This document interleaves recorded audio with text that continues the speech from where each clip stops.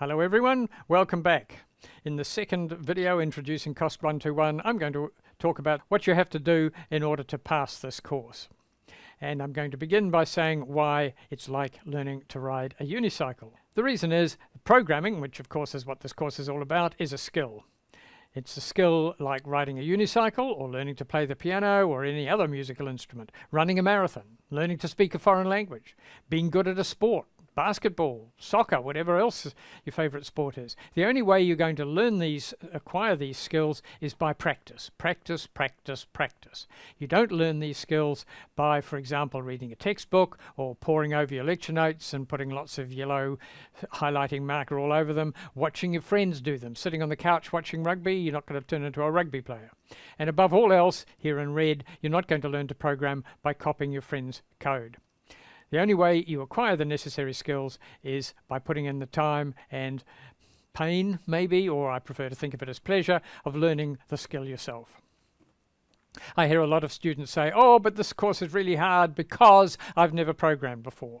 Well, it may be proving really hard for you, but the reason is not that you've never programmed before, it's just that you're finding the course hard. You might as well accept that. Don't give yourself the excuse of saying, oh, it's hard because I've never programmed before, because you're our target student. And in fact, over 50% of the class has either done absolutely no programming or has done only a very little. So those numbers there add up to 44%, 54%, can't do arithmetic. It's worth noting that, yes, you may have programmed quite a bit before, and that helps. I'm not going to deny it, but it doesn't guarantee you success. You still have to put the hard yards in yourself. Assessment is a subject dear to everyone's heart, and here are the numbers. There's 10% of the course comes from the lab quizzes. There's one of these every week, a total of 11 of them, so they're worth a little bit less than 1% each. There's 4 programming assignments, one roughly every 3 weeks, and they add up to 15%. There's a mid-course test on week 7 of the course worth 15%, and there's the final exam, which is the biggie, that's worth 60%. In order to pass the course as a whole, you have to total to over 50% or 50% or more in all 4 of them. But you also, and this is important, you also need to get a mark of at least 45% over the weighted sum of those two, the test plus the final exam. Oh, I should have mentioned there, the first lab quiz is the first week of the course. How do you succeed in COSC121? Well, here's a list of things you should do. You should do all the labs and you should start early. You should do the timed recap quiz after each lab. This is a way of checking whether you've understood the material properly. You have 30 minutes to do this quiz. It's a selection of random questions related to the lab. If you can't do them in 80% or can't get at least 80% in the recap quiz, you probably haven't understood the lab well enough. You should revise it and then try the recap quiz again. You should do all the assignments, of course, and get going early. The reason I emphasize getting going early is that, yes, it may be possible to do a lab or an assignment on the day, starting on the day in which it's due, but you'll cut corners. You won't have time to explore all of the things that go wrong. And it's the things that go wrong that are a critical part of the learning process.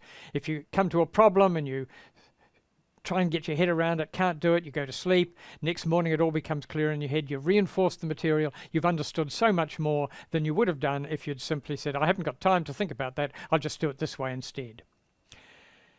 Don't give up when the going gets tough or frustrating. Yes, it does sometimes get tough, and certainly it gets frustrating. You'll certainly, well, I hope you won't see me, but certainly I have been often seen thumping my keyboard or my computer because computing is frustrating. But it's very, very satisfying when the code eventually works.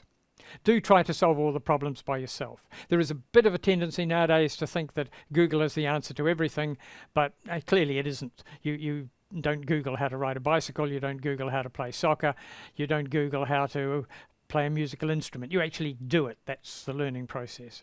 And lastly, here in red, keep your brain engaged all the time through the process of trying to program. What happened here? Do I really understand that error? Let me experiment a bit. What happens if I do this instead? That's why you need to start early in order to have time for those extra thinking exercises and experimentations. I said you should do all the labs. Here's the proof. 50% is the pass mark. This is the On the y-axis, the average overall grade, and here along the x-axis we have the lab percent. So for students who are getting 90 to 100 in the labs, their overall grade finished up, overall mark was around 80%. Notice that for students who got 60 to 70% in the labs, that may sound to you like it's okay, but in fact they're getting an average of around 44% in the course. They're failing, in other words. So this group of students here on average is failing, so make sure you're up here. You should be getting at least 80% in labs, and I recommend 90% to be confident that you're understanding this material. A similar graph for the assignments. I'll let you pause the video and look at that. Assignments are harder than labs, so the marks tend to be somewhat lower, of course. How much time should you be spending on this course? Here's the critical number over here. We expect round about 10 hours per week over the whole course on average. So sometimes you'll have easy weeks, sometimes you'll have harder weeks. This includes all the time that you spend watching videos, going to clinics maybe, doing your programming when you're not connected to the internet, and later on when you are connected to the internet and you're on the quiz server, pasting your code into the quiz server. So the x-axis here is the time you spend on our quiz server. I'll tell you a bit about the quiz server at the end of this video.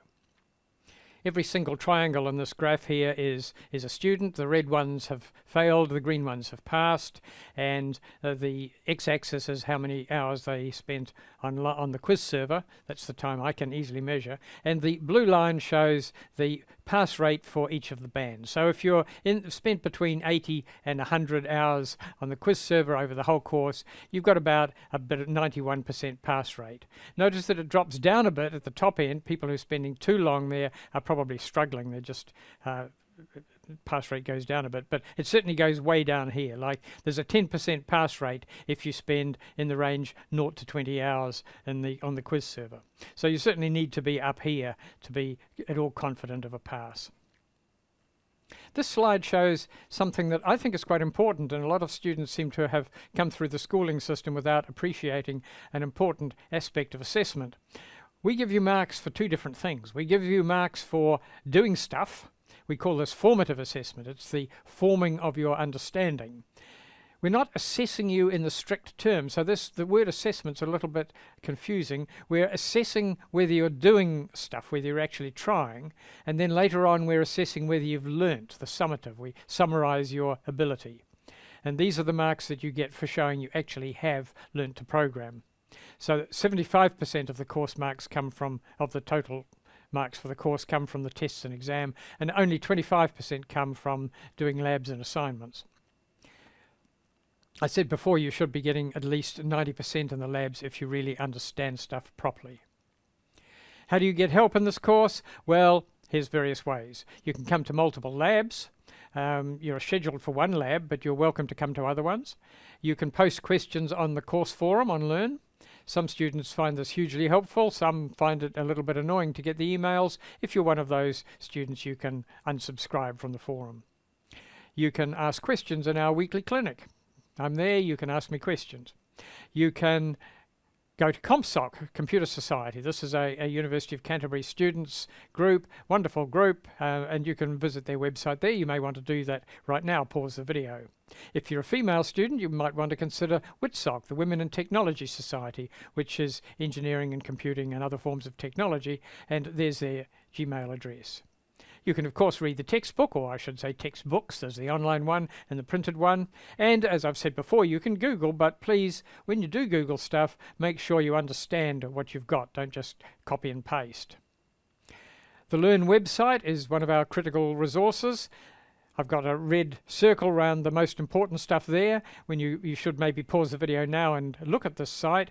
The lecture and video material is that middle link there. Click that and you'll find a list of all the videos in the course. There's around about 90 of them.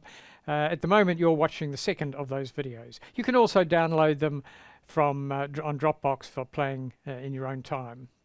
And there's a link there. If you go to Labs and Tutors, you'll find the photographs of all our tutors. And there's a link to the most important website of all in this course, which is the quiz server. And this is where all of the action takes place, if you like. Labs are all quizzes on this quiz server. Our assignments are all quizzes on the quiz server. There's recap quizzes I've told you about. There's drill quizzes if you want extra practice. There's the test, which is on it's a quiz in a timed lockdown environment, and of course the exam similarly. So these two are apparently on the quiz server. They're actually on a different server called the exam server, but you can't really tell the difference. You'll see the same software. There's a timetable here. I'm not going to go through that in detail. You can pause the video and have a look if you like. It's just what we intend to happen during the course.